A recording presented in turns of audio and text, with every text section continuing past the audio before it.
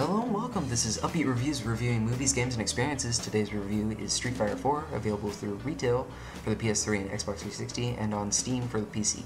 I'll be covering story, characters, single-player, multiplayer, replayability, graphics, mechanics, and at the end, score and wrap-up. So, for the beginnings, I'll cut straight to story and characters. I'm not going to cover much, and there are 19 characters, plus 2 cutscenes for each. They each have their unique looks and personality. Akuma is an old fart, Guken's an old fart, but there are characters like Dan, which are very young and alive, and Ryu, which is very determined. And the only problem with the story and characters is there's not much development other than if you piece all of the cutscenes together. And what I did is I watched all the anime cutscenes at the end after I've unlocked Seth. I'm not going to spoil how you unlock Seth, but you unlock all the cutscenes by doing so. Single player is great. Arcade mode is interesting, but really repetitive after 19 times of playing it. Pretty good AI, but there's ways to cheat the AI. Zangief and some other grabby characters are very easy to cheat the AI, and that AI for you newbies counts as artificial intelligence, so there you go. Multiplayer includes a championship mode and a regular multiplayer mode. I'm not quite sure what it's called, but it features difficult opponents, and the balance is carried over in the multiplayer from the single player as well. The only ding I can have for the multiplayer is it's hard to first get into because some of the people reset their or make a new PSN or Xbox Live account, and it kind of makes it so that newcomers are playing against oldcomers or veterans, and that's kind of irritating, but you'll run into a couple newbies that you'll have a fun time with, and you'll see your skill building up, and it'll be a blast, so that's always cool.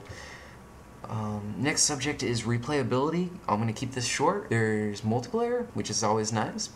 Keeps you going for a while. Great achievements. I've got into 560 achievement score on my Xbox 360 live account. Friends will have a blast playing at first, and you can have them fighting each other. It's always fun watching noobs kill noobs, and it's really easy to pick up, and it's really easy to show someone how to pull off an ultra or something like that. The only ding I can have it, and this includes for the multiplayer, is it's very hard after 2,000 championship points, what I mean by that is in championship mode you championship points, and after a certain point you are placed with people that play in tournaments and just are completely insane at the game.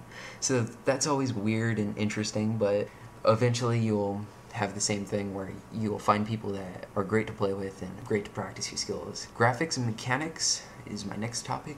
Controls are very tight and responsive, and that's always a great thing for a fighting game like this. Both the super and ultra moves feel right without being Mario Kart syndrome, where I have the special or ultra and I can totally come back with a fierce vengeance is not the case. So, but it does feel that if someone's losing, they can kind of change the tide of war without being too big of a change. So that's always a great plus. Scenic environments, interactive environments, and pastel-looking graphics. Scenic environments include great beaches, airfields, all that kind of jazz. It's really great. Interactive environments, I can only name one where you bust the wing off, but I think there may be more. The pastel-looking graphics is really nice, and when you pull off a focus attack, you have a very responsive hit, and it you can charge it up, and it just feels and looks really great. So I had a really good time with the graphics and mechanics. For the score, I would give it a 9.4 for the PS3 because of its better D-pad, and a 9.3 on the Xbox 360. If you have a pad, I would say that it's about a 9.5. Can't say much for the PC version. I saw the PC version on Steam, but can't say much. Today's review was brought to you by Upbeat Reviews reviewing movies, games,